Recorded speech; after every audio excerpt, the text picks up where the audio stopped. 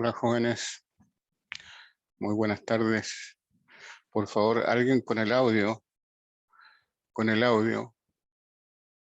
me puede decir si se escucha bien. Hola, ¿me ¿Se escucha escuchan? bien? Sí, Ya. Entonces vamos a comenzar otro tema de importancia en la parasitología de medicina, y se trata de las cestodiasis humanas.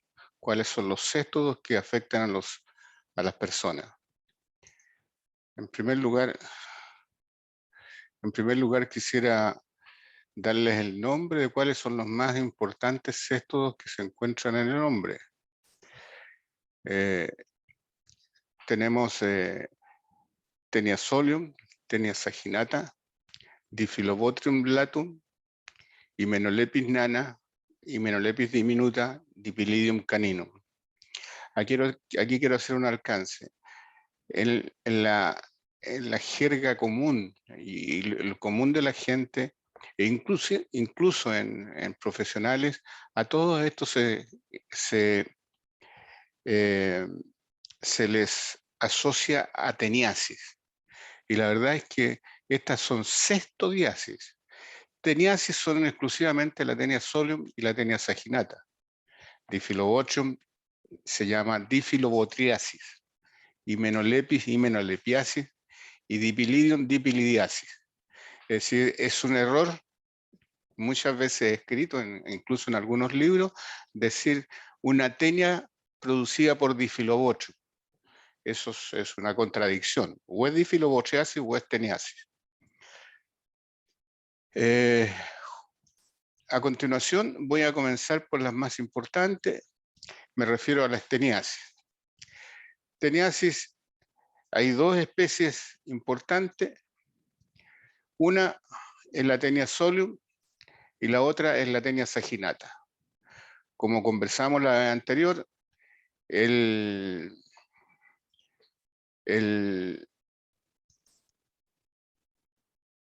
como conversamos la vez anterior, los órganos de fijación de estos céstodos están en el extremo anterior, en el escólex, y la principal diferencia entre una Taenia solium y una Taenia saginata en cuanto a morfología, se entiende, es, en primer lugar, la forma del escólex.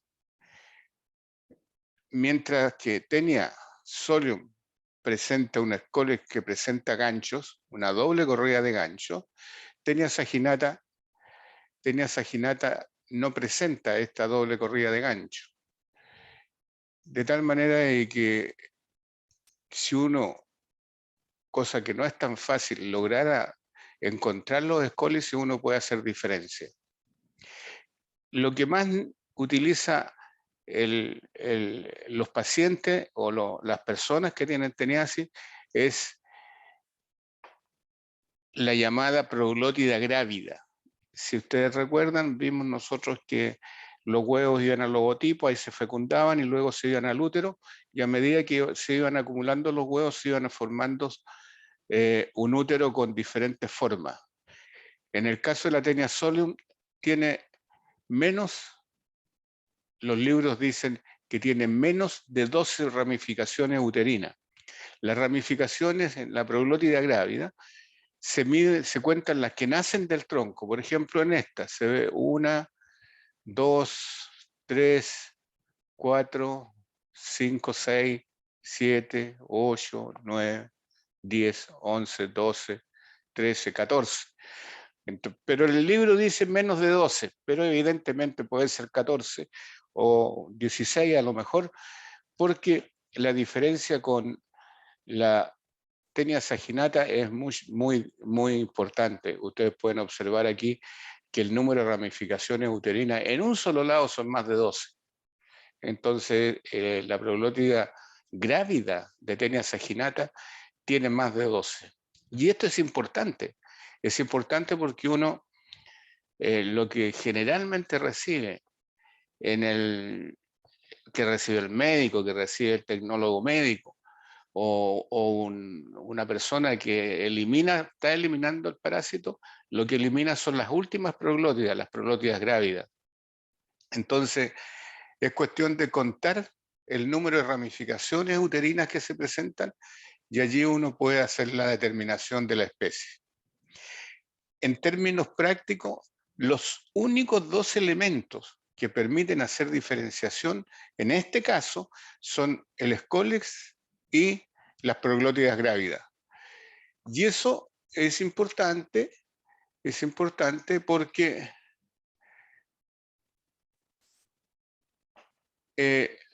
el manejo de esta proglótida debe el médico recomendar al paciente, si está eliminando, recomendarle al paciente que defeque, ojalá en un envase, una vacinica, llamémoslo así, o que de alguna manera recupere estas proglótidas para poder enviarlas al laboratorio, para que en el laboratorio las procesen y puedan contarse las ramificaciones uterinas y así hacer el diagnóstico. Es muy difícil que un paciente llegue con el Scolex, pero cuando nosotros hablamos de diferencia entre estas dos, ¿no es cierto? Tenemos que ver las dos diferencias. Hay otras diferencias que están en los libros, por ejemplo, se dice que Taenia saginata es más larga que la Taenia solium, que tiene más de 120 ramificaciones, o sea, proglótidas. Pero esas diferencias son más bien de tipo teórico, ya que es muy difícil que uno pueda recolectar el parásito completo. Lo normal es que uno recupere parte del parásito y uno nunca va a saber si está completo para tomar la diferencia en cuanto a tamaño, al largo o la forma. En segundo lugar, estas tenias, estos céstodos, todos tienen huéspedes intermediarios. Y los huéspedes intermediarios, recuerdan ustedes, son aquellos que albergan los estados larvales. Veamos lo que son los estados larvales.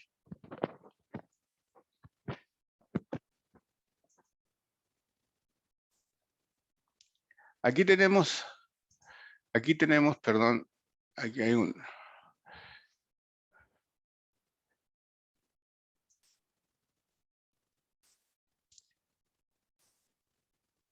La diferencia está en el estado adulto. El estado larval es una vesícula, miren ustedes acá, vamos a ver si le colocamos el puntero láser. Ay, por acá se busca.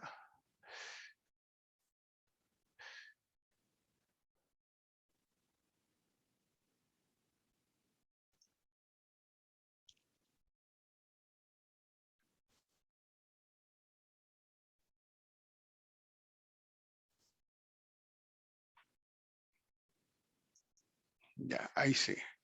Ustedes ven que es una vesícula repleta de líquido con un solo Scolex. Y ambos están presentes en el músculo de animales que son los huéspedes intermediarios.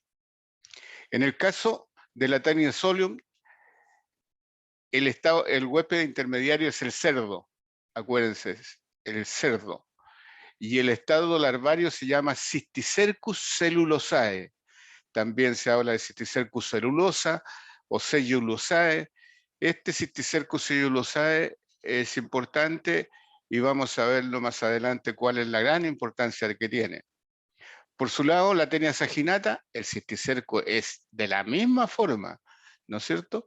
Pero el estado larvario de la Taenia saginata se llama Cysticercus bovis. Cysticercus bovis. Entonces, Taenia solium, adulto, Cysticercus celulosa, larva. En el caso de la Taenia saginata, el adulto, Taenia saginata, el estado larvario, Cysticercus bovis. Veamos cuál es la situación entonces para comprender esta situación, el ciclo evolutivo del parásito. Y vamos a comenzar este ciclo evolutivo con la Taenia saginata. Aquí tenemos una Taenia saginata. Recuerden siempre que todos los céstodos humanos se encuentran como hábitat, tienen como hábitat el intestino delgado. Es decir, allí alcanzan su estado máximo de capacidad de reproducirse Es decir, en el hábitat está el estado adulto con capacidad de reproducirse, entonces la tenia saginata está en el intestino delgado.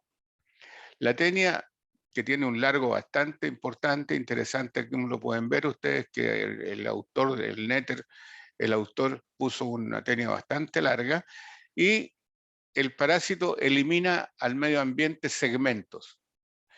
En este parásito, la tenia saginata, casi siempre el segmento son pocos, lo elimina de a uno o lo elimina de a dos. Una vez estos segmentos van a caer al suelo, estos segmentos se van a secar, se van a romper y van a quedar libres los huevos. Los huevos están en el medio ambiente dispersos en la pradera. Y un bovino, una vaca, un buey, un ternero, ¿no es cierto?, va a ingerir estos huevos y al ingerirlo el huevo tiene una parte externa que lo protege, tiene un nombre especial que se llama embrióforo. Eso, cuando estén estudiando, para que sepan, la parte de afuera es el embrióforo y la parte de adentro, que tiene, como ustedes pueden observar en este gráfico, aquí en esta parte, tiene 6 ganchitos. La parte de adentro se llama oncófora u oncósfora. Ahora, lo importante de esta oncófora, digamos que esta llega al intestino delgado, pasa la pared del intestino delgado y llega a los capilares sanguíneos, y por los capilares sanguíneos, vía circulación mayor, es decir, hígado, corazón, pulmón, pulmón, corazón, ventrículo izquierdo, y por la aorta entonces se va a diseminar en todos los músculos del bovino, en todos los músculos esqueléticos del bovino. Lo importante en esto es que las larvas generalmente se van a ir a ubicar a los tejidos de mayor oxigenación, es decir, todos aquellos músculos que tienen mucha actividad. Por lo tanto, el corazón es uno de ellos, pero también el diafragma, también los intercostales, la respiración, y en el bovino especialmente, en la vaca especialmente, se ubican en la cabeza, en los masséteros, y allí uno puede encontrar el estado larvario, que es el que está aquí, ¿se acuerdan? Una vesícula repleta de líquido que tiene en el interior un escólex. Y se va a quedar entonces los diferentes músculos, y cuando el hombre ingiere músculos, carne cruda, insuficientemente cocida, va a ingerir el estado larvario, que si ustedes recuerdan se llama Cysticercus bovi, y en el hombre el parásito se transforma entonces en el parásito adulto, que es la tenia saginata. Entonces tenemos la saginata, que elimina la proglótida, quedan libres los huevos los comen los bovinos, y los hombres comen músculo de bovino y se van a enfermar de la teniasis saginata. Este ciclo, veámoslo ahora en el cerdo. En el cerdo pasa exactamente lo mismo. El parásito ingresa vía oral por consumo de carne cruda, en el intestino delgado está el parásito adulto y elimina proglótida, pero fíjense lo que hizo el autor. Hizo pequeños elementos que van a caer al suelo, y estos van a dejar libres los huevos, y los huevos van a ser ingeridos por los cerdos. Ahora, ¿qué importancia tiene esto, digamos, en términos generales? Los vacunos, las vacas, los rumiantes, digamos, cuando comen, ellos no comen fecas completas, bolos fecales completos, y por lo tanto ellos eligen el pasto, y en el pasto ellos no ven los huevos, y si comen pocos huevos, y esos pocos huevos se van a ir a ubicar, se van a diluir en una gran masa cárnea, en mucho músculo, de una vaca. Una vaca pesa 600 kilos, 400 kilos los más jóvenes. Entonces, para el veterinario, para nosotros los veterinarios, en el matadero, cuando hacemos inspección de carne, muchas veces nos es difícil encontrar el estado larvario.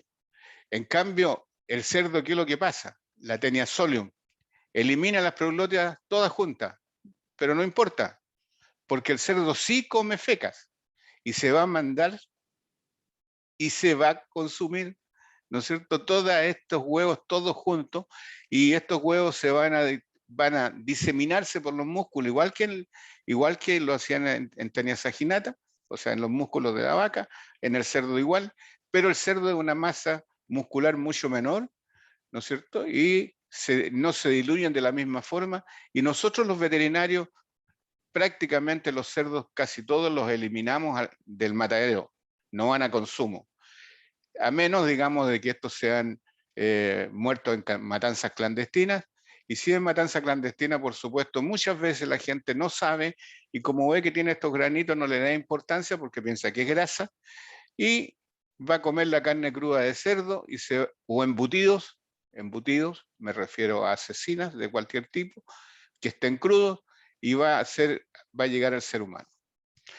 Pero cuando uno mira este ciclo y ve que los ciclos son prácticamente iguales, la pregunta es la siguiente. ¿Para qué estudiar los dos ciclos aparte si son iguales? Y la respuesta está en que si el hombre, cualquier persona, come este huevo de la Taenia solium, si come el huevo de la Taenia solium, el estado larvario, o sea, el cisticerco se va a instalar en el hombre en diferentes músculos, pero también en el cerebro, produciendo la neurocisticercosis, en los ojos, la cisticercosis ocular, en tejido subcutáneo, que es lo menos grave, digamos, pero también se puede instalar en el corazón, produciendo miocarditis. En otras palabras, resumiendo, no da lo mismo comerse un huevo de Taenia solium que un huevo de Taenia saginata. Si te comes un huevo de Taenia solium, te puedes enfermar de cisticercosis cerebral. Si te comes un huevo de Taenia saginata, no te va a pasar nada. ¿Y por qué no te va a pasar nada? Porque el huésped intermediario de la Taenia saginata es el bovino. En otras palabras, ustedes tienen que recordar estos ciclos porque este ciclo a veces a uno lo confunde. ¿Qué pasa si el hombre come músculos de bovino? ¿De qué se va a enfermar? ¿Alguno que responda? Músculo de bovino. Por tenia Se, saginata. se enferma de Taenia saginata. Si come carne de cerdo, de Taenia solium. Pero si come huevos de Taenia saginata, nada. Y si come huevos de Taenia solium, se va a enfermar, digamos, de neurocisticercosis, que es una enfermedad sumamente grave y de alta frecuencia, y seguramente cuando ustedes estudien neurología va a ser parte importante del estudio del cerebro, de las enfermedades cerebrales, en que la neurocisticercosis es una de las más complicadas, fundamentalmente porque la ubicación dentro del cerebro es bastante difuso, puede estar en los parénquimas, pueden estar en las circunvalaciones del cerebro, puede estar cerca del hipotálamo, y según su ubicación va a ser la sintomatología que ese paciente va a tener. Incluso lo puede llevar a la muerte. Y además, profesor, se puede concluir que uno puede incluso adquirir la neurocisticercosis sin comer carne, porque es algo que va a estar en el suelo, Exactamente, ¿o no? exactamente. Si tú comes carne te vas a enfermar de la tenia y no te va a pasar nada. Pero si tienes la tenia adentro, el ciclo ano mano boca puede ser que te complique, ¿me entiendes? Puedes autoinfertarte con tu feca, ¿te fijas? Pero si comes carne no te va a pasar nada, te vas a enfermar de la tenia. Pero si comes el huevo que está en la feca, ahí sí que te va a dar neurocisticercosis. ¿Te das cuenta? Ese juego es un jueguito bonito para hacerlo en pregunta de múltiple elección, digamos. ¿Ya? Y que seguramente yo voy a hacer la pregunta. Ahí le estoy soplando una pregunta. Tienen que tener muy claro qué significado tiene comer una u otra cosa. O cómo se enferma uno, o cómo se enferma el cerdo, cómo se enferma el bovino, cómo se enferma el ser humano de los parásitos adultos y larvales. ¿Ya? Si tienen otra consulta, me dicen de este ciclo. Parece que están claros. Veamos en las teníaceas algunas cosas de patogenia. Claramente la patogenia de la neurocisticercosis yo prefiero que ustedes la estudien cuando vean neurología, porque allí van a ver diferentes tipos de presentaciones, porque no es lo mismo tener un cisticerco en la corteza que en el parénquima, no es lo mismo tener un un cisticerco en las circunvalaciones del cerebro que tenerlo en el tronco cerebral. Entonces, todas esas cosas se ven mucho mejor. Entonces, me voy a referir casi exclusivamente a las tenias, a los céstodos, ¿ya? ¿Está claro? A los adultos. ¿Ya? Eso es lo que yo me voy a referir en la patogenia. Porque también vamos a tener que verlo con otros que vamos a ver más adelante. La acción patógena mecánica en este caso prácticamente es muy en la tenia adulta prácticamente no produce grandes daños. Tal vez pudiera producir una acción patógena de tipo obstructiva, si pensamos que una tenia saginata puede medir 14 metros, ¿no es cierto? Se puede formar un ovillo y producir una obstrucción, pero que produzca trauma o que altere la mucosa, prácticamente eso no es posible. La acción espoliatriz sí que es importante. La acción espoliatriz porque el céstodo dijimos que no tiene aparato digestivo y como no tiene aparato digestivo tiene que alimentarse a través de las paredes. Al absorber los líquidos que él consume, ¿no es cierto? Normalmente están formados por galactosa, por glucosa, por aminoácidos esenciales, y esa acción espoliatriz es entonces un problema bastante complejo. La acción tóxico-alérgica también es una acción patógena que puede observarse en algunos pacientes que tienen la enfermedad. En cuanto a la sintomatología, los síntomas generales pueden ser cualquiera de los que conversamos: anorexia, bulimia. Una persona puede dejar de comer o puede darle mucho apetito. Los síntomas digestivos no son tan característicos como en otros parásitos intestinales, como diarreas, por ejemplo, son poco frecuentes. Los síntomas nerviosos que se producen por una toxemia, recuerden lo que conversamos en la primera parte. Este parásito, como es tan largo, muchos de sus segmentos se van a cortar dentro del intestino. Entonces van a ser digeridos y absorbidos, ocasionando síntomas epileptiformes que pueden ser un problema de cierta gravedad. El otro signo relevante es la expulsión de las proglótidas. Y aquí, perdón, aquí se me quedó algo en el tintero y quiero volver a hacer un alcance que se me olvidó hacerlo en su momento. Fíjense ustedes que la tenia saginata, ¿se acuerdan del ciclo de la tenia saginata que elimina proglótidas, las proglótidas de una, de dos? Fíjense ustedes que estas proglótidas tienen una movilidad bastante, tienen una musculatura bastante potente y son capaces de salir solas. Es decir, son capaces de forzar el esfínter anal y salir al medio ambiente. Pero no importa porque va a caer al pasto, ¿no es cierto? Y se lo van a comer los vacunos, no va a ser tanto problema. ¿Ya? Cuestión que no sucede con la tenia solium. Las proglótidas de tenia solium salen con las heces al medio ambiente, no son capaces de forzar el esfínter anal. ¿Ya? Ahora, otra cosa interesante en estas proglótidas grávidas de tenia saginata es que tienen movimiento propio, son capaces de abandonar el bolo fecal, es decir, como que existiera una adaptación parasitaria en la cual la proglótida grávida de tenia saginata, si se queda en el bolo fecal, se pierde la especie, porque los vacunos no comen bolos fecales. ¿Ya? Entonces, ¿qué hace el parásito? Como una adaptación parasitaria, ¿no? Como una cosa biológica, es tener estos músculos que le permiten salir del bolo fecal y escapar un par de metros, centímetros y metros incluso, desde el bolo fecal. Y por lo tanto, estas adaptaciones parasitarias son importantes. En este caso, no tiene ninguna relevancia, digamos, el movimiento de la proglótida y por lo tanto no tiene movimiento, no es capaz de forzar el esfínter anal, no le interesa, porque en el bolo fecal va a continuar su ciclo sin mayores problemas. ¿Quedó claro este concepto?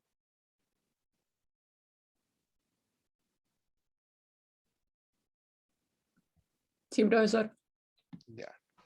Sí, asquerosamente sí, nos ¿Ah? quedó claro. Sí. Ahora, como les decía, el signo relevante es la expulsión de las proglótidas, es lo que les va a llegar a ustedes. Muchas veces las personas van al baño, por cuestiones naturales, va a mirar el calzoncillo, la ropa interior, digamos, y puede ver una proglótida que se está moviendo, ¿no es cierto? Y eso le llama la atención, y si mira las heces, también puede ver estos movimientos de las proglótidas, y eso es lo que va a llevar al paciente a consultar de qué se trata. Lo más probable, digamos, que sea tenia saginata si eso sucede. Si es tenia solium, normalmente es azaroso porque puede aparecer en un diagnóstico fecal de rutina por otra causa. Un niño que tiene algunas diarreas, digamos, perdón, aquí niño, yo cometí, este no, es un error. Estos dos parásitos tienen la gran relevancia que son parásitos de las personas adultas. Es decir, tenia saginata y tenia solium están más frecuentes en personas mayores. Y por supuesto, ellos comen carne cruda, ¿no es cierto? A una guagua no se le va a ocurrir a una persona o a un niño darle carnes crudas porque sabe que le hace mal, no sabe de qué se trata, pero sabe que le hace mal. Y por lo tanto, el parásito más frecuente, el sexto más frecuente en adultos es la tenia saginata. El diagnóstico también se complica porque los huevos de ambas tenias son prácticamente iguales.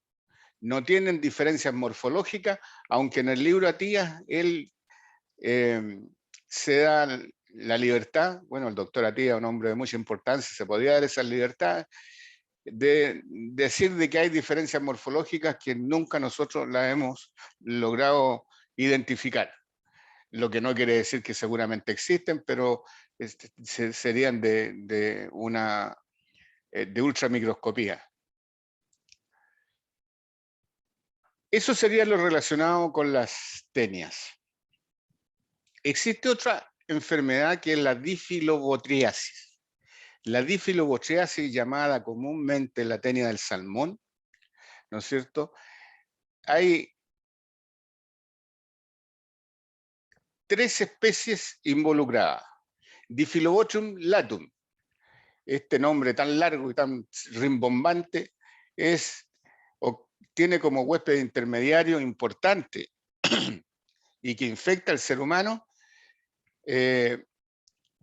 las truchas y salmonídeos de agua dulce, ¿ya? De lagos y ríos.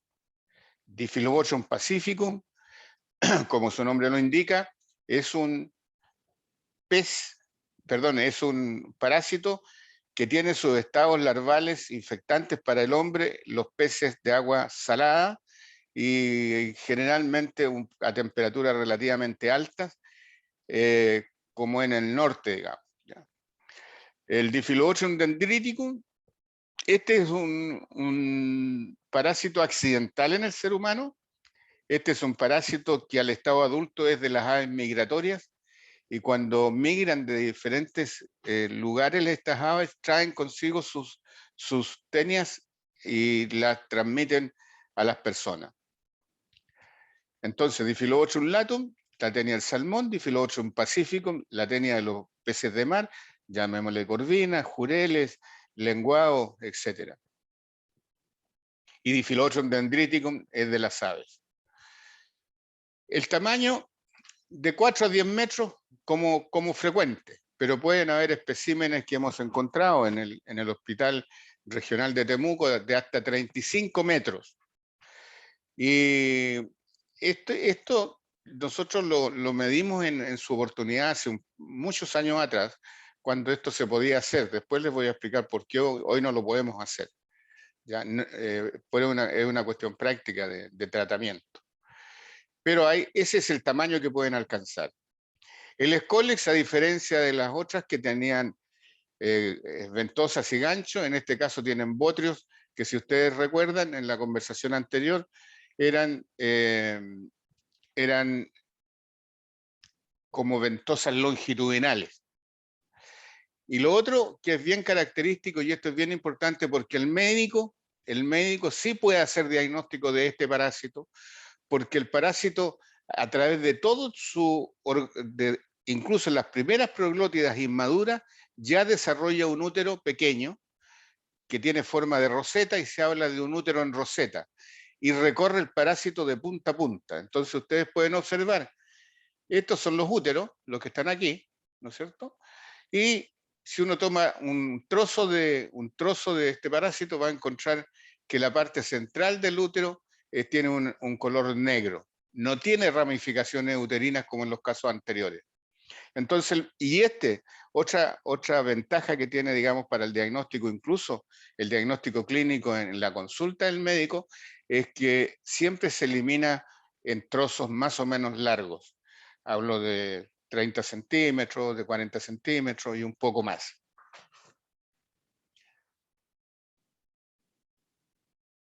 El ciclo evolutivo del parásito. Aquí está un poco complicado pero ustedes me imagino que estudian bastante el CDC, ¿no es cierto? El CDC, que es el centro de diagnóstico de enfermedades, Center Disease Control, que está en Atlanta, es el centro más importante de enfermedades en el mundo. Hace este ciclo. El parásito adulto está en el intestino delgado de todos los mamíferos que comen pescado, los piscícolas. Me refiero a los perros, a los gatos, al ser humano, por supuesto, el zorro, lobo, todos estos que comen pueden, digamos, tener el parásito en el intestino. Van a eliminar huevos. Otro aspecto importante, a diferencia de las cestos anteriores que vimos, la tenia tenía que destruirse para que quede libre el huevo. En este caso no, porque el útero en roseta hace que el parásito tenga, un lugar por el cual pone huevos, es decir, lo eliminan los huevos por postura de huevos. No es necesario que el huevo se destruya que la preglótida se rompa para salir al medio ambiente, sino que pone huevos y en las heces el huevo va a salir en el agua con un embrión en su interior. Este embrión en el interior tiene un nombre y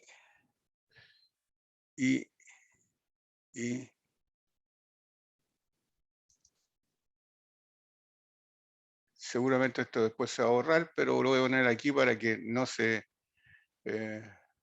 si aquí, se llama coracidio. ¿Se ve? ¿Se ve lo que escribí? Sí, se ve, doctor. Ya. Sí, El coracidio es un embrión que está dentro del huevo y en la medida que va creciendo va a romperse una parte del huevo que tiene como una tapita, que se llama opérculo. Y estos huevos entonces salen al agua y comienzan a nadar en el agua con estos, son ciliados y son ingeridos por estos crustáceos. Crustáceos que el más corriente, para que lo vayan anotando en su cuaderno, ¿no es cierto? El más corriente es del grupo de los copépodos.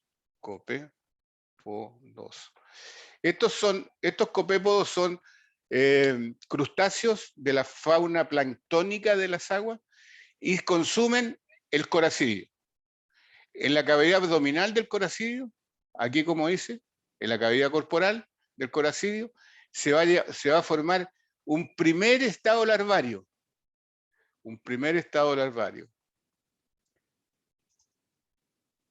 Que se llama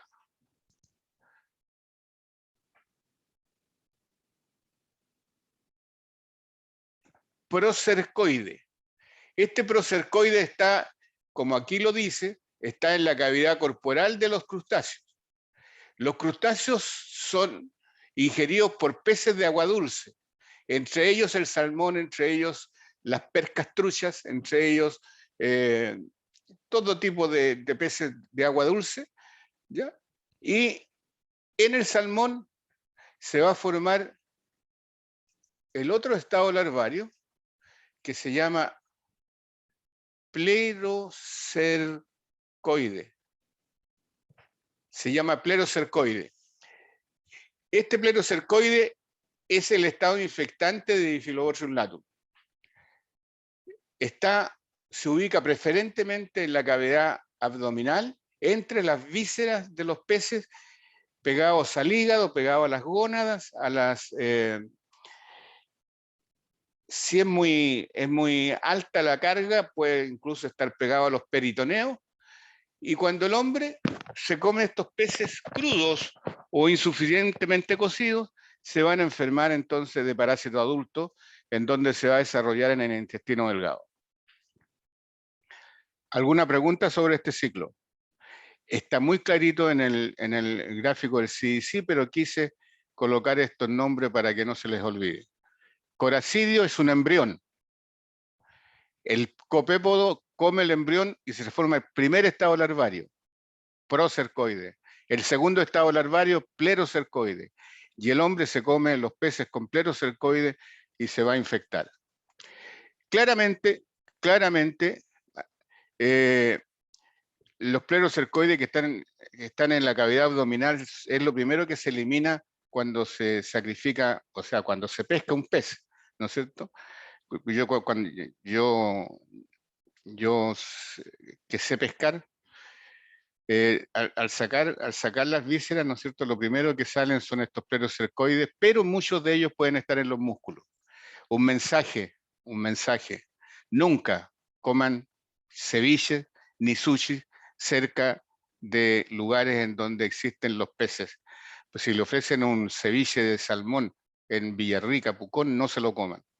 Si se van a ir cerca del lago Colico, por ningún motivo. El 100% de los peces del lago Colico, escuchen bien, 100%. Nosotros trabajamos en esto en biología molecular con los colegas de medicina que están al frente de ustedes ahí en la Avenida Alemania.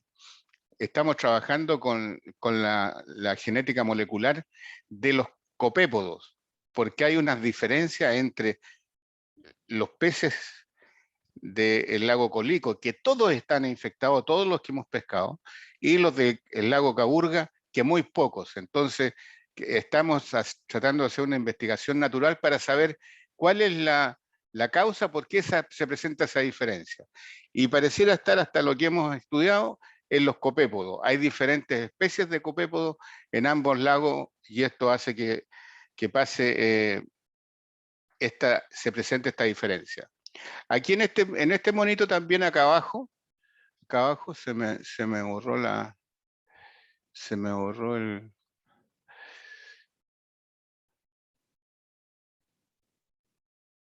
Bueno, por aquí está, digamos, la proglótida grávida, en donde se ve el útero en roseta y se ve el lugar por donde salen los huevos al medio ambiente. ¿Alguna pregunta sobre este ciclo? Solo repetir esto que ustedes ven aquí, periodo prepatente significa PP, periodo prepatente. En la práctica, ustedes, estudiantes de medicina y futuros médicos, acuérdense que los céstodos tienen un periodo prepatente de 2 meses, todos los céstodos. Cuando veamos tratamientos vamos a ver por qué nos preocupamos tanto de estos 2 meses de tratamiento.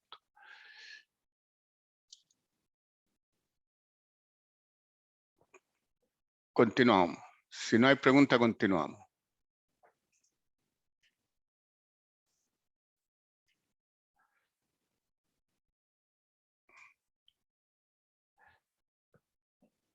Profe, es una consulta general. Dime. Cuando uno come carne. Por ejemplo, yo soy de los que come la carne a punto, a medio cocer, no me gusta recocido.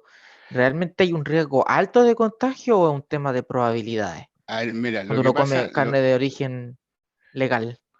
espérate, lo que pasa es lo siguiente, eso de origen legal, yo fui en parte de mis trabajos profesionales, fui fiscalizador de carnes clandestinas aquí en la ciudad de Temuco, y encontramos una cantidad importante de empresas importantes, ¿ah?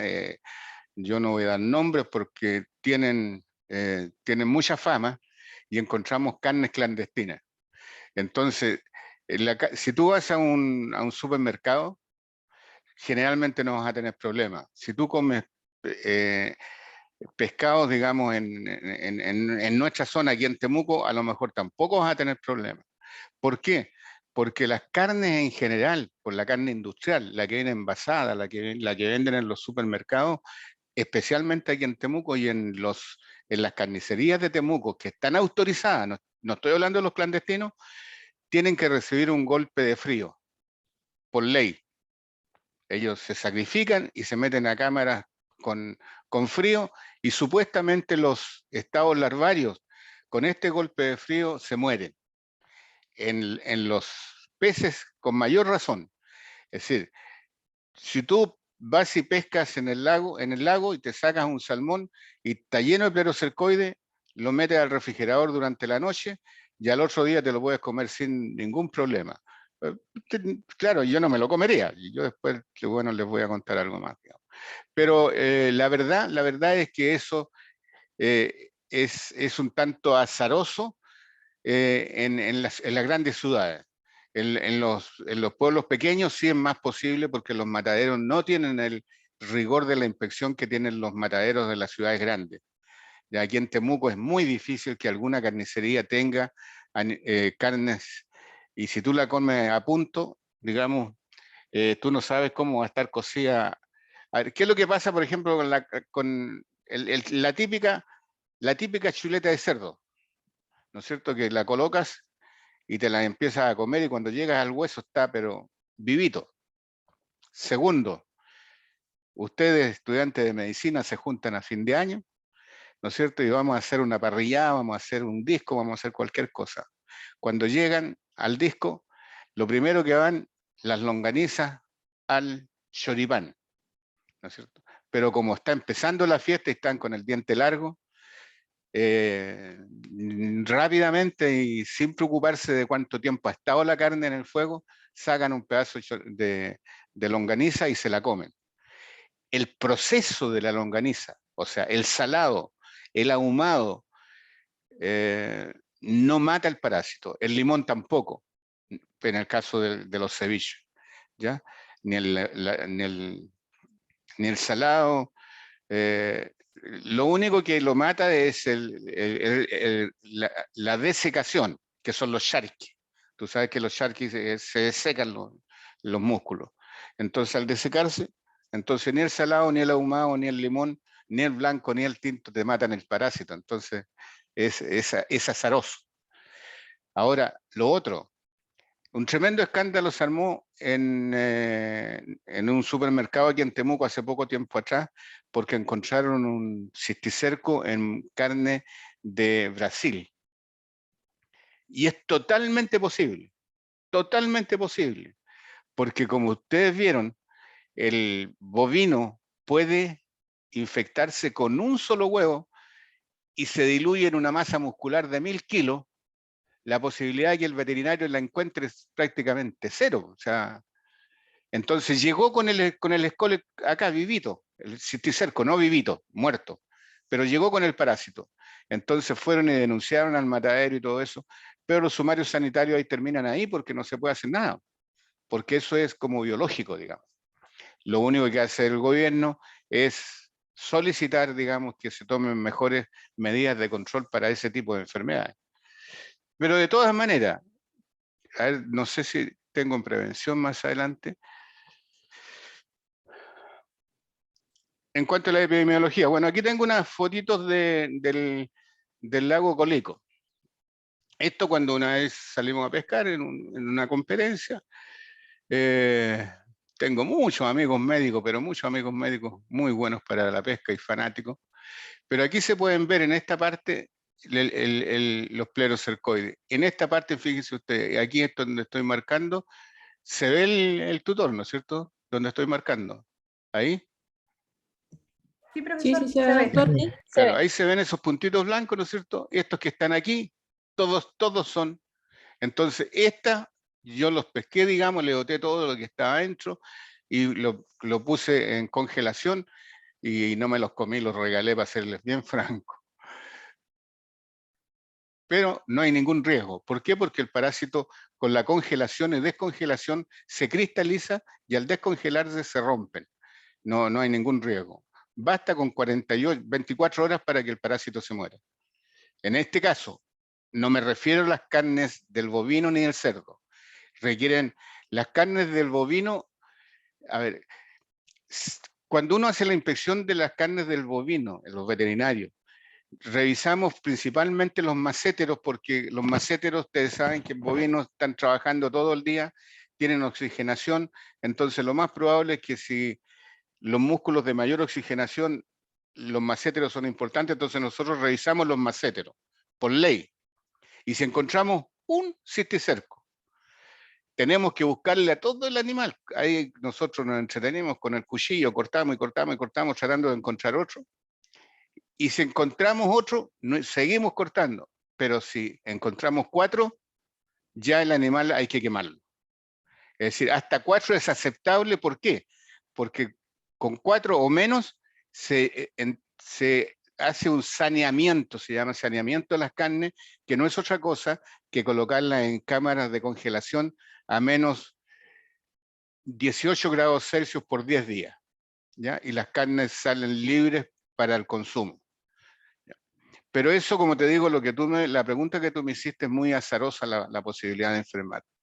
Bueno, aquí esta es una mayor, con más aumento, se pueden ver mejor los parásitos, ¿no es cierto? Vean la gran cantidad que tienen, pero esto es una infección totalmente masiva, del lago cólico. La acción patógena del parásito, una acción patógena es poliatriz, que ustedes ya la hemos conversado, me parece, cuando hablamos de acciones patógenas, poliatriz selectiva y no selectiva. Esta es una acción patógena selectiva, el parásito le encanta la vitamina B12, entonces produce como resultado anemias megaloblásticas caracterizadas por por la inmadurez de los glóbulos rojos, que son más grandes y con restos nucleares. Entonces, la anemia megaloblástica es un problema complicado en las personas. La acción tóxico-alérgica, como la mayoría de los parásitos que nacen y mueren dentro del organismo, producen este problema. Y la acción mecánica tendría que ser traumática, porque si mide 35 metros, ustedes saben que eso es complicado. El diagnóstico para nosotros, digo yo nosotros porque yo trabajo en el laboratorio de diagnóstico también. Para nosotros en el diagnóstico es muy fácil porque el huevo es muy característico. Cuando una persona tiene el parásito, uno inmediatamente encuentra los huevos. Los huevos están siendo eliminados permanentemente y una persona infectada con Diphyllobothrium latum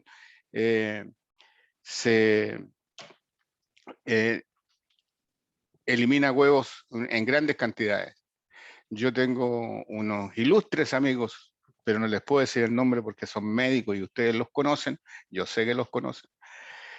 Fueron a pescar al lago, a Pucón, a Villarrica, a la desembocadura de Trancura, se sacaron los salmones, se hicieron un ceviche y a la semana, a las 2 semanas, a los 2 meses estaban todos infectados. Toda la familia, estoy hablando 4 o 5, de los cuales 2 hermanos médicos estaban los 2 infectados. Entonces, como les digo, es una cuestión de un poco de azar también. Profilaxis. ¿Qué otra cosa que no sea cocer bien las carnes? La única profilaxis, digamos, para me estoy refiriendo ahora a todas las tenias, a todos los cestos, y a todas las que se transmiten por consumo de carnes crudas, ya sea de peces o de animales rumiantes y bovinos y cerdos, ¿ya? La carne bien cocida. Las carnes de cerdo y la carne de vacuno, el parásito se muere, el cisticercus se muere a menos 18 grados por 10 días. Se mueren a temperaturas relativamente bajas, es decir, me refiero, no es necesario hervir ¿ya? Pero se mueren a temperaturas relativamente bajas, yo digo a temperatura de pasteurización, entre 56 y 70 grados, ¿ya? Es decir, no a 100 grados. Y esa es la carne que me estaba preguntando, no me fijé que me hizo la pregunta, pero ese es el riesgo, ¿no es cierto? Ahora, afortunadamente en esta ciudad hay un fuerte control sanitario de los lugares de expendio de carne, y es difícil que ahora existan carnes clandestinas. Pero cuando yo trabajé hace un tiempo atrás había mucha carne clandestina. Pero sí les puedo decir de que en los pueblos chicos casi todos las carnicerías son clandestinas autorizadas. Ustedes se preguntarán, ¿cómo? Clandestina autorizada. Es que no hay otra forma de vender la carne, porque la exigencia del SAC no les permite, por ejemplo, en Cholchol. No, en Cholchol no. En otro pueblo chico, digamos, en que no hay otra posibilidad de matar los animales que no sea en su casa. Y el dueño de la carnicería viene a Temuco, mata un animal y con ese animal vende 10 animales más que mata él en su casa, digamos. Entonces, esa es una cuestión que es difícil. Entonces, la profilaxis pasa por la profilaxis individual. Comer carnes crudas y de procedencia conocida. Y hay que ser bueno para pescar, como ustedes ven. Esta la puse exclusivamente para cachipurrearme, ¿eh? Para que ustedes sepan.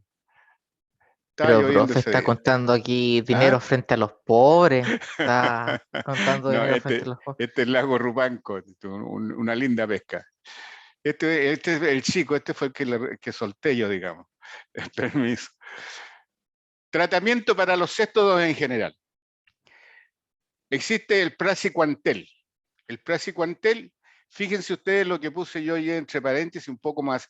El producto comercial, el más conocido es el Cesol, 150 en comprimido de 150 miligramos. Son de la Merck y hay otros laboratorios que están produciendo ahora, pero si ustedes van a buscar a las farmacias no lo van a encontrar, por una razón simple. Tienen un periodo de vencimiento no muy largo, y este es un parásito que está muy controlado, estos parásitos están muy controlados y hay muy poca prevalencia, y por lo tanto las farmacias prácticamente se compran a pedido. Cuando hay un paciente, mandan a pedir a Santiago y le mandan la cantidad suficiente para darlo de 10 miligramos por kilo con una dosis máxima para 60 kilos, o sea, es como 600, para 600, de 600 miligramos, una dosis máxima, en una sola dosis. Producen un rápido aumento del pasaje del calcio al interior de la célula del parásito, acarreando una hipertonía muscular, una parálisis muscular, inhibe la captación de glucosa por el parásito y lo está forzando entonces a consumir su propia reserva de glucógeno, con lo cual el parásito se muere. Existe un producto, y este también yo quiero que lo revisen ustedes cuando estén en neurología, ¿no es cierto? Un producto que está hecho prácticamente para el tratamiento de la neurocisticercosis. El Cisticid, que viene en comprimido de 150 miligramos, pero yo puse ahí revisar dosificación porque la dosificación la estima el médico de acuerdo a la ubicación y al estudio de los escáneres y para saber cuánta dosis da, porque no siendo tóxico, hay que aumentar mucho las dosis para actuar sobre el parásito. ¿Y cuál es el problema del parásito? Aquí otra cosa que es médica. Es preferible tener 1 o 2 cisticercos vivos en el cerebro que matarlos todos los que uno tiene. Es decir, los desechos metabólicos tóxicos ocasionados por la muerte del parásito en el cerebro a veces son mucho más graves que el parásito mismo. Entonces, existe una máxima que si el cisticerco es quirúrgico, es preferible hacer la cirugía en vez de hacer tratamiento. Ahora, jóvenes, yo les entrego un estudio personal. Yo voy a preguntarlo a lo mejor en la prueba, cosas simples de esto, pero yo quiero que ustedes me estudien este tema. la himenolpiasis y la dipilidiasis. Voy a dar los nombres de los parásitos, aquí lo tienen, Hymenolepis nana y Hymenolepis diminuta. ¿Y por qué lo digo? Porque Hymenolepis nana es a ver, así como dije que el parásito más frecuente, el céstodo más frecuente en adultos es Taenia saginata, el céstodo más frecuente en niños es Hymenolepis nana. ¿Ya? Hymenolepis diminuta es un parásito accidental en el ser humano porque es un parásito de rata. El hombre puede llegar a infectar. ¿Ya? Lo que sí yo puedo hacer con ustedes, una vez que terminamos esta conversación, yo no sé a qué horas termina esto. ¿Jóvenes? A las Tenemos hasta las 5 de la tarde. 4:50. Hasta las 5. Y tenemos, ¿qué horas tenemos? 4:50 ahora, Sí, 4:50. hasta las 16:50 dice aquí. Me mandaron un correo. Pero, ¿qué hora es? 16:26. Ya. Veamos algunas cosas interesantes de este parásito entonces, para ver otras cosas más adelante. La morfología, esto lo pueden sacar ustedes de cualquier libro, ¿no es cierto? Y es más importante para el tecnólogo médico que para ustedes. Lo que sí es importante, como les decía, es que este es el parásito más frecuente en niños. Más del 52%, a ver, no se confundan, más del 52% de la cestodiasis, no de todos los parásitos, de los céstodos diagnosticados en nuestro país corresponden a Hymenolepis nana. Es decir, es el céstodo más frecuente en el céstodo más frecuente de todos los diagnosticados en Chile. El ciclo biológico es un ciclo bien especial que yo no me quise meter con ellos y por eso prefiero que ustedes vean, es de distribución como bolita. El agente Hymenolepis nana se llama. Es el céstodo más pequeño del intestino. Es un céstodo que mide alrededor de, no alcanza a medir 2 centímetros. El más pequeño, el más grande es Diphyllobotrys latum, por supuesto. Y el estado infectante es de dos tipos. El parásito es del intestino delgado. A ver si me siguen en esta parte del ciclo, porque esta es la parte clínica del ciclo y es la que a mí me interesa que ustedes la conozcan. El parásito está en el intestino delgado. Coloca huevos. Estos huevos son inmediatamente infectantes, es decir, un huevo recién emitido puede ser ingerido por otro huésped humano inmediatamente y se va a producir la infección de la persona. El huevo ingresa en el estómago, pierde la pared protectora por acción de los jugos gástricos y los cambios bruscos de pH que se producen entre el estómago, un pH ácido, y el duodeno, un pH básico. Se produce entonces la ruptura y la parte interna va al intestino delgado y entra a la célula epitelial del intestino delgado, del ser humano. Es decir, en otras palabras, se elimina el huevo, el hombre ingiere el huevo y la parte de adentro se mete al epitelio del ser humano. Y allí en el epitelio se transforma en un estado larvario. ¿Ya? Y ese estado larvario es el cisticercoide. Aquí, elemento infectante. Bueno, el cisticercoide, ¿qué quiere decir con esto? Que si ustedes observan con cuidado, el parásito tiene como huésped definitivo al hombre, pero tiene como huésped intermediario también al hombre, porque el hombre lo alberga en el epitelio. ¿Está claro? Entonces el hombre es huésped definitivo y huésped intermediario. Entonces es un ciclo monoxénico característico. Ahora, ¿qué es lo que pasa? ¿Qué es lo que pasa cuando este huevo se mete al epitelio? Va a producir una inflamación, va a producir daño a la célula, va a producir un aumento de los eosinófilos circulantes, con lo cual, digamos, el parásito va a tener un problema porque los eosinófilos es un mecanismo de defensa que tiene el huésped frente a los parásitos. Y el cisticercoide abandona la célula. Al abandonarla, la vuelve a destruir. y tenemos una célula que está destruida cuando entró el parásito, mientras el parásito estuvo dentro y luego cuando sale. Entonces tenemos una célula intestinal disfuncional durante un tiempo bastante prolongado. Y, y nos vamos a encontrar con pacientes que tienen en el interior, en el intestino, ¿no es cierto? Tienen una gran cantidad de solutos del parásito, ¿no es cierto? Que van a hacer que salga agua de la célula, porque tenemos una diferencia osmótica entre el lumen intestinal por el parásito y desechos metabólicos del parásito, y tenemos la célula intestinal que tiene agua, entonces el agua va a salir para compensar la hipertonía del intestino. Y se va a producir entonces una diarrea acuosa acompañada de eosinofilia. Una diarrea con eosinofilia hace pensar mucho en este parásito. Pero la gracia que tiene es que también pone huevos, al igual que Diphyllobotrium. Entonces es muy fácil hacer el diagnóstico mediante el hallazgo de huevos, que era este huevo que yo les mostré, este huevo que yo les mostraba acá en esta imagen, ¿ya?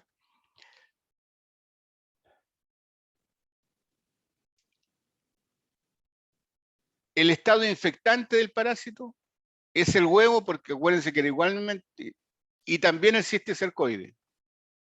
Y yo quiero que aquí ustedes estudien un poco los ciclos, porque hay otro ciclo en el cual intervienen huéspedes intermediarios. Entonces, y que justifica y que asegura, digamos, que este es el parásito más frecuente. Es decir, el huevo puede ser ingerido por pulgas, las pulgas pueden ser ingeridas por el ser humano, y el ser humano, digamos, va a continuar el ciclo.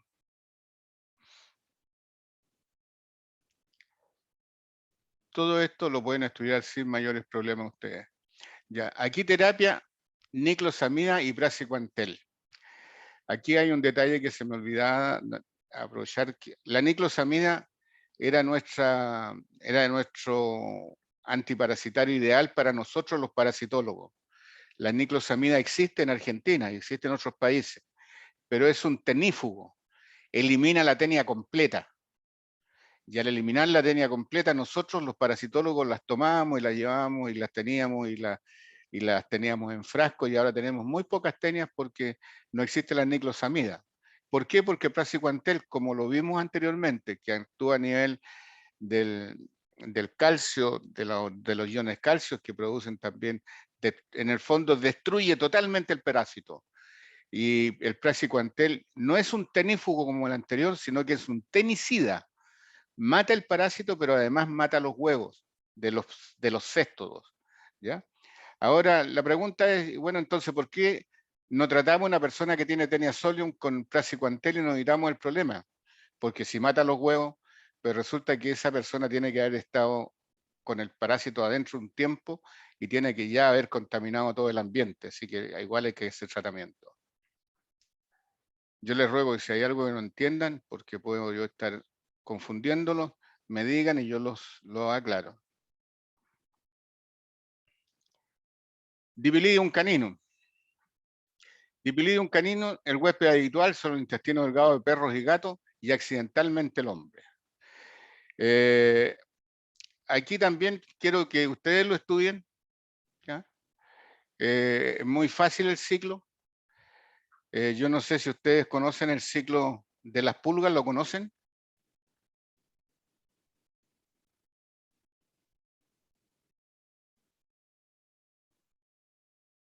No conocen el ciclo de las pulgas.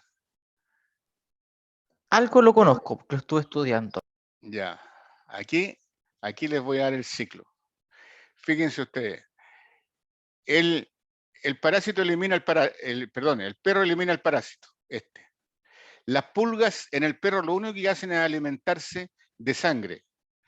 Y resulta que las pulgas colocan huevos y eliminan huevos, y de los huevos de las pulgas nacen larvas, que son estas que se ven aquí, que están aquí. Estas larvas son omnívoras. Estas comen de todo.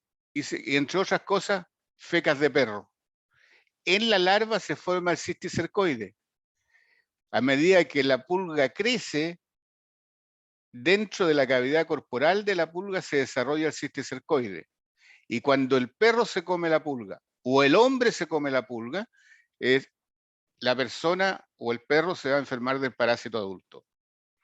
El 100% de los perros tienen este parásito y es la razón por la cual nosotros los veterinarios les recomendamos el tratamiento de un tratamiento a los perros de cada 3 meses. ¿Alguna pregunta? Se me ocurre algo importante para ustedes como médicos. Se me ocurre algo importante con el médico que no lo dije.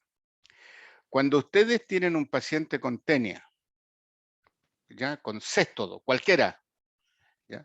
Ustedes saben que tienen que dar praziquantel. Saben que el praziquantel tiene un 100% de efectividad contra el parásito. Pero ustedes tienen que recomendar que ese paciente se tome una muestra a los 2 meses. ¿Por qué razón? Porque pudiera ser que el antiparasitario actuara sobre las proglótidas y las maduras, inmaduras y las grávidas, pero no logre soltar el escólex.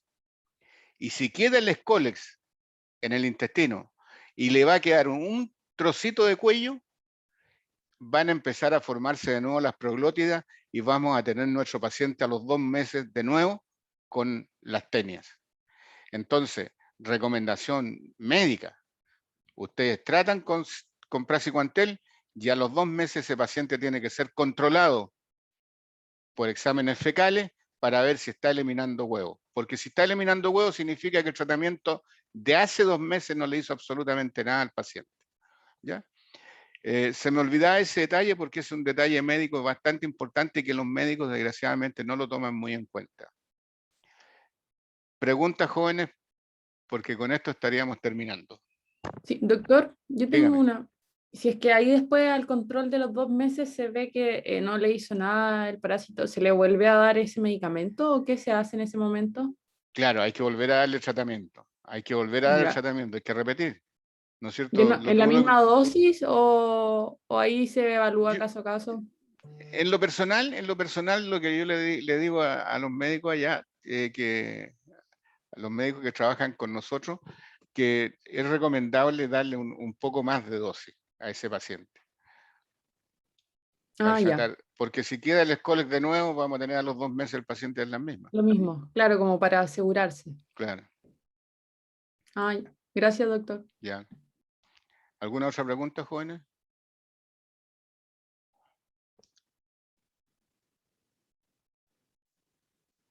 Profesor, pero en todas las... Uy, se me fue el nombre. En Dale todas las no. patologías que hemos visto, más patologías, parásitos, con el examen coprológico seriado de posiciones se detectaría, ¿cierto? No se necesitan algún examen adicional para confirmar el diagnóstico.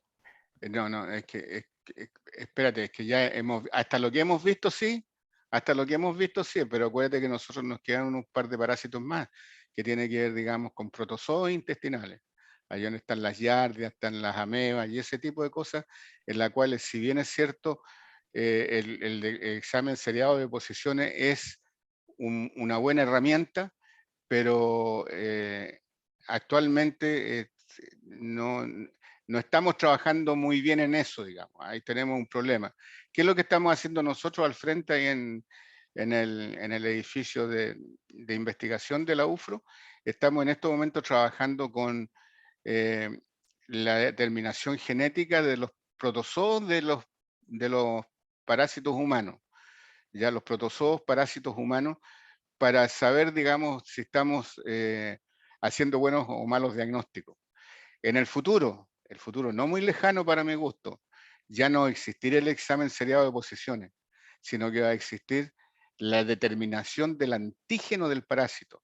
Es decir, yo voy a tener, incluso existen para algunos parásitos ya cintas reactivas, en la cual tú tienes un poco de heces y en vez de hacer un proceso, en vez de estar tomando 3 muestras o 4 muestras o 5 muestras, tú tomas un poco de heces, la diluyes en unos líquidos especiales y colocas la cinta reactiva y te dice, este tiene parásito, tiene tal parásito. O sea, la cinta reactiva te pueden demostrar, digamos, la presencia o ausencia del parásito. ¿Por qué? Porque lo que se te está detectando es el antígeno. Porque el antígeno siempre va a estar. ¿Me entiendes? Los anticuerpos pueden no estar, pueden que no se formen. Pero si tienes una feca positiva con un parásito y colocas una de estas cintas reactivas que tienen en el fondo anticuerpos contra el parásito, ¿no es cierto? Te va a reaccionar positivamente y te va a dar un resultado mejor. Yo creo que eso pronto va a llegar, digamos, y a lo mejor ustedes, como son muy jóvenes, mucho más jóvenes que yo, a lo mejor van a tener esa facilidad, digamos, que le van a decir al paciente, ¿sabe qué? Llévese esta tirita y tómese un poquito de heces y muélala en esto otro y tráigame el frasquito con la tira reactiva, digamos. Entonces, yo creo que eso puede venir en el futuro. Pero hoy día, sí o sí, yo creo que es necesario el examen seriado de posiciones. ¿Estamos? Perfecto, profesor. Muchas gracias. No, yo me refería a los pacientes que hemos visto hasta ahora, claramente. No, hasta ahora sí, es una buena herramienta, digamos. Es una buena herramienta, sin lugar a dudas. ¿Ya? Entonces yo se lo voy a subir al YouTube. Lo que me pediste tú sobre los,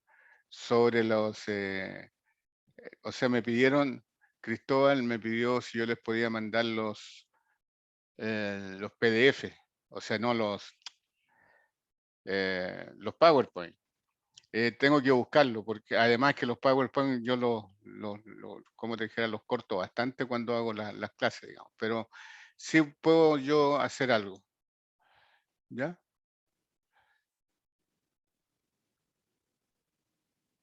Bueno, ¿Pregunta? muchas gracias, profesor. Ya, ok.